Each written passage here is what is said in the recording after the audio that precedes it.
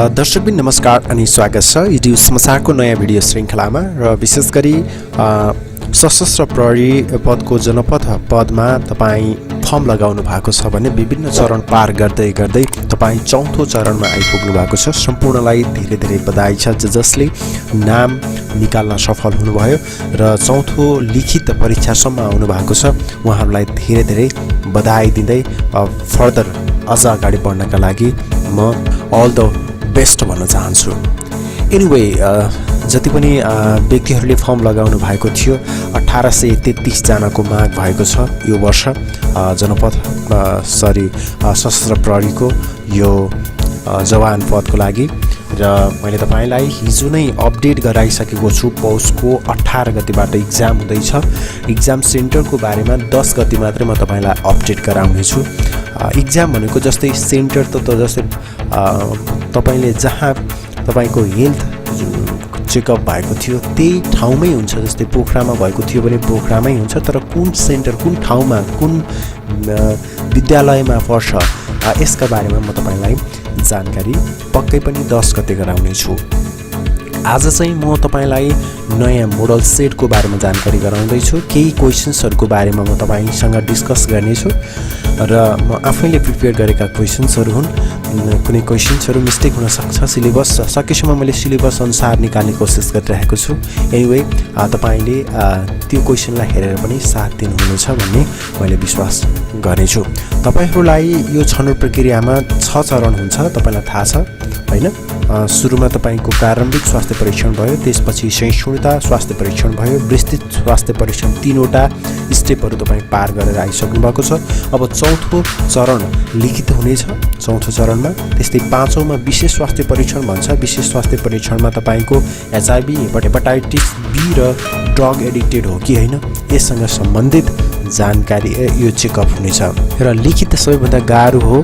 किन कसरी गाह्रो मानिन्छ त भन्दाखेरि गत वर्षको सिनारियो हेर्नुहुन्छ भने लिखितमा पास नभएका धेरैभन्दा धेरै परीक्षार्थीहरू हुनुहुन्थ्यो जसले मागेको भ्याकेन्सी पनि फुलफिल नभएको पनि हामी देखिएको थियो। किन लिखित लोकसेवाले लिने हो, यहाँ कुनै पनि भनौँ न चिटिङ हुँदैन, यहाँ कुनै एकदमै टाइट इक्जाम हुन्छ लोकसेवाको।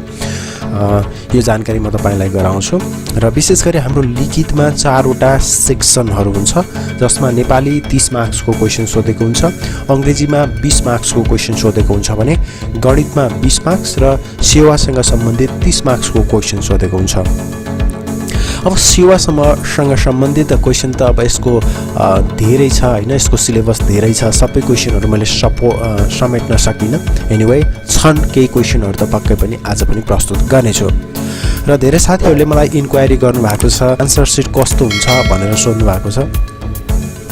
आन्सर सिट अब सब्जेक्टिभ क्वेसन भनेको सब्जेक्टिभ क्वेसन 3वटा सब्जेक्टहरू हुन्छ, नेपाली, अङ्ग्रेजी र गणितको हैन। लामै उत्तर लेख्ने खालका क्वेसनहरू हुन्छ। तिनीहरूको लागि हामीले क्याम्पसमा जस्तो खाले आन्सर सिट युज गर्यो त्यही नै हुन्छ। र मैले आज मात्रै फोन गरेर सोधेको थिएँ, एपिएफ कार्यालयमा फोन गरेर सोधेको थिएँ के छ जानकारी विद्यार्थीहरूलाई यस्ता यस्ता कन्फ्युजनहरू छन्, कसरी लेख्ने के लेख्ने भनेर सोद्धाखेरि चाहिँ तपाईँहरूले फुल इन्फर्मेसनहरू इक्जाम दिने बेलामा पाउनुहुन्छ। इक्जाम हलमा बसिसकेपछि तपाईँको केही समय ओरिएन्टेसन क्लास हुन्छ। त्यो बेला पनि तपाईँले ओरिएन्टेसन क्लासमा कसरी लेख्ने, कहाँ लेख्ने, कुन पार्टमा लेख्दा ठिक हुन्छ, कुन पार्टमा नलेख्ने हैन, अनि अगाडि नामहरू, सिमल नम्बरहरू कहाँ कसरी लेख्ने सबै कुराहरू सिकाइएको हुन्छ। आत्तिनु पर्दैन, आत्ति पनि झन् इक्जाम बिग्रिन सक्छ। Don't worry. र तपाईँको फ्युचर कोर्ने बेला पनि हो यो। तपाईँलाई थाहा छ यो बेलामा आफ्नो भविष्य कोर्नुपर्छ र अहिले सानो पद भन्दैमा हुँदैन। तपाईँ यहाँबाट प्रमोसन हुँदै तपाईँ यहाँबाट आन्तरिक फाइट गर्दै अगाडि बढ्न सक्नुहुन्छ। धेरै साथीहरू देखिएको छ हैन। जवानमा छिरेका साथीहरू पनि इन्सपेक्टरहरू भएका, असाईहरू भएका पनि हामीले देखिन सकिन्छ। ती कुराहरू छ। र अर्को कुरा साथीहरूले सोध्नु भएको छ सर 20% मार्क्स घट्छ भनेर भन्नुभएको थियो, सबै सेक्सनमा घट्ने हो कि कसरी घट्ने हो त्यो हामीले अलि बुझेनौँ भनेर मलाई कमेन्ट गर्नुभएको थियो। एनिवे तपाईँको कमेन्ट तपाईँको मायालाई मैले असाध्यै धेरै आदर गर्छु। र 20% मार्क्स भनेको कस्तो भन्दाखेरि तपाईँसँग 4वटा सेक्सन हुन्छ हैन। 4वटा सेक्सन मध्ये नेपाली, अङ्ग्रेजी र गणितमा कुनै पनि मार्क्स घट्दैन।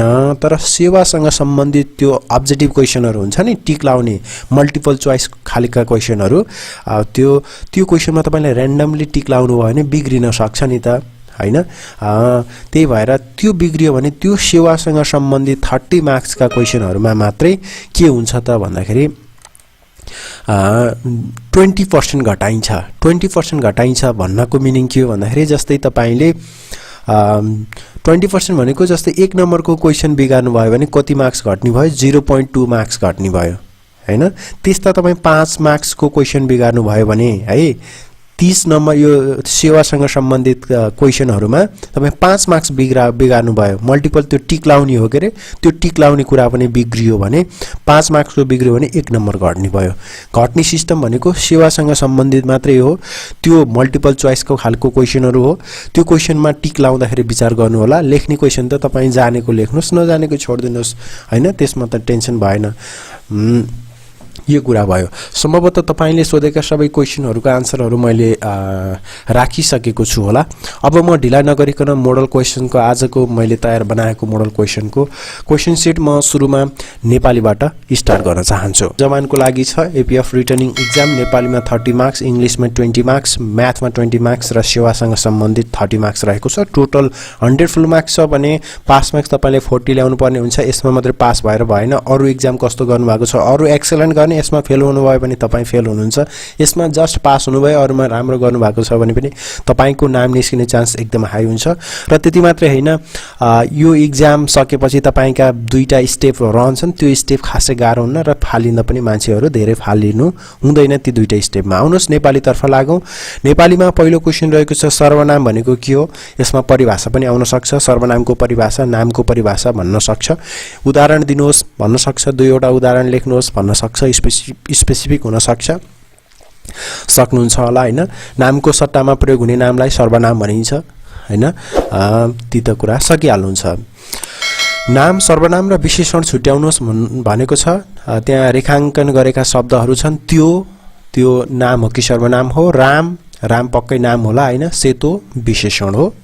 त्यो रामको सेतो घर हो भनेको छ शब्द। त्यो सेन्टेन्सबाट तपाईले छुट्याउनु पर्ने हुन्छ। यसमा अरु पनि आउन सक्छन्, भन्ने कुरा हुँदैन। राम, गीता र सीता एउटै कक्षामा पढ्छन्, ... साथीहरू हुन्।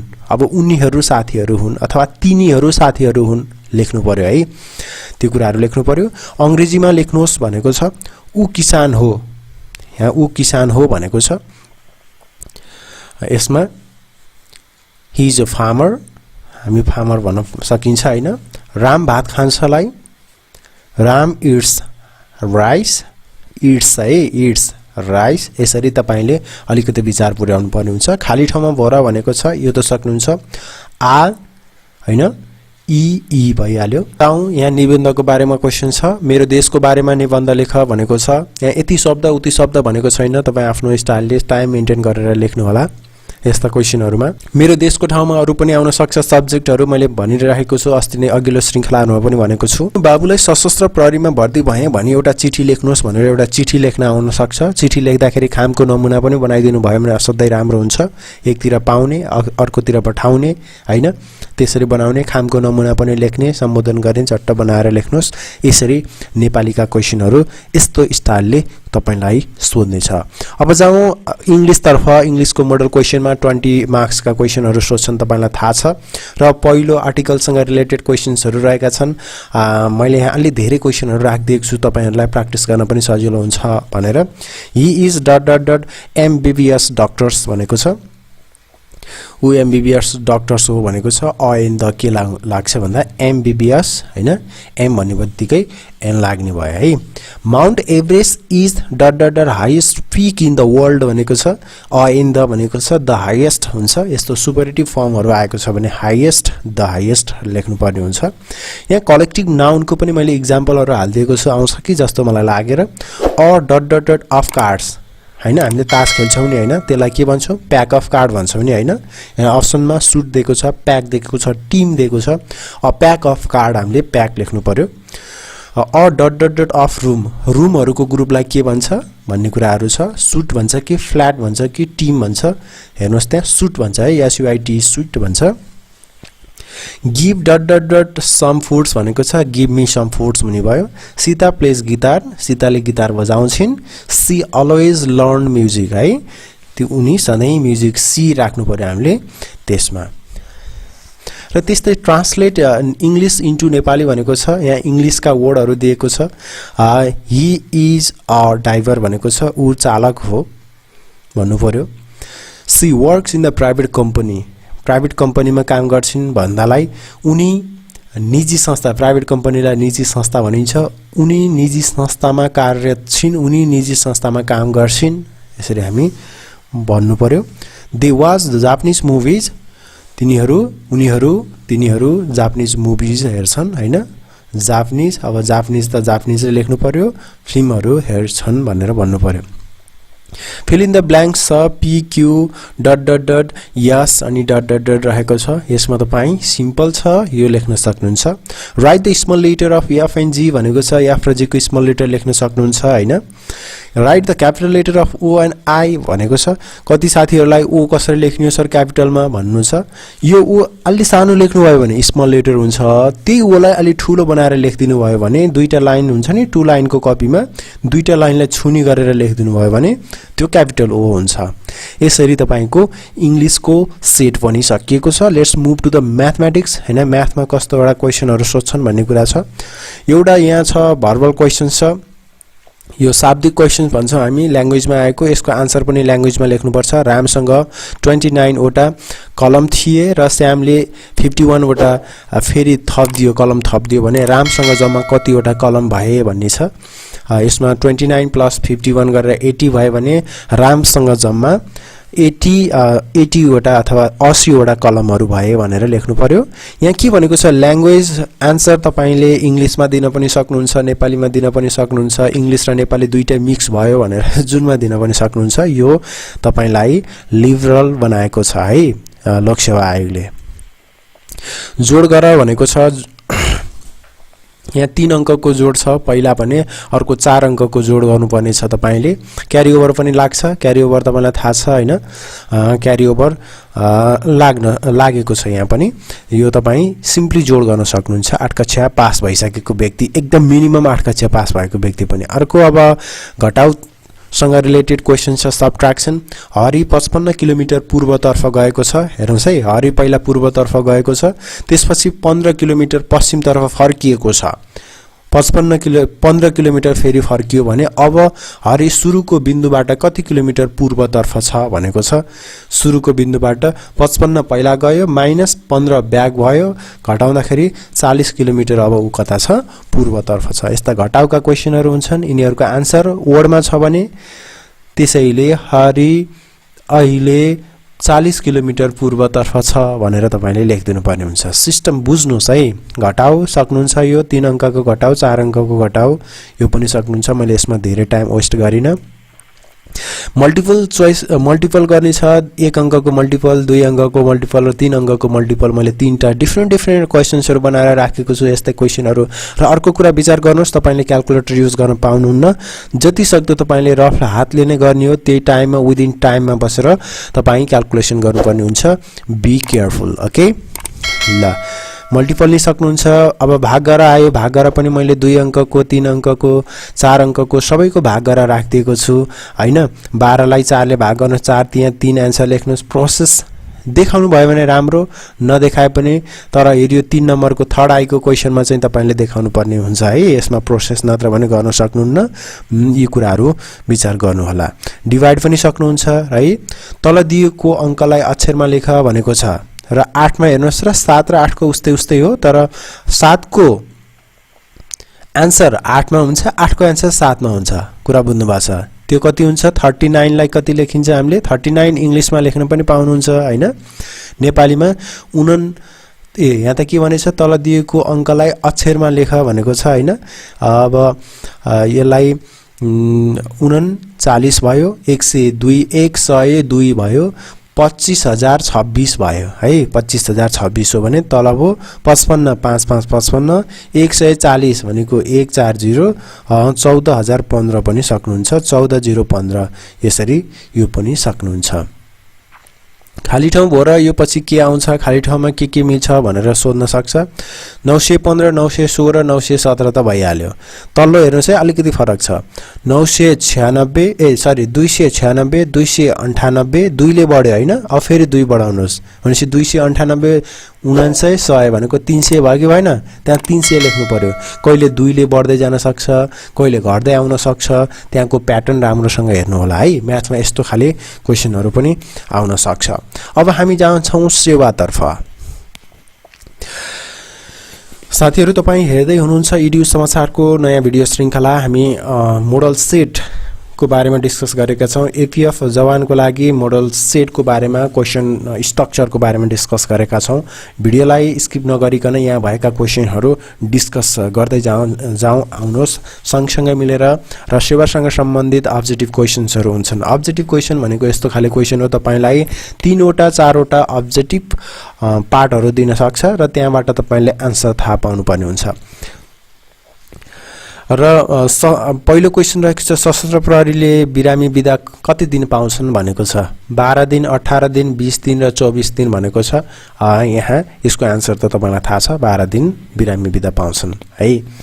र मैले सुरुमा तपाईँलाई क्वेसन सोधेको थिएँ, तपाईँहरूको तपाईँहरूको कुन पद हो थाहा छ नि होइन? तपाईँहरूको इक्जाम कति चरणमा कम्प्लिट हुन्छ याद छ ल है?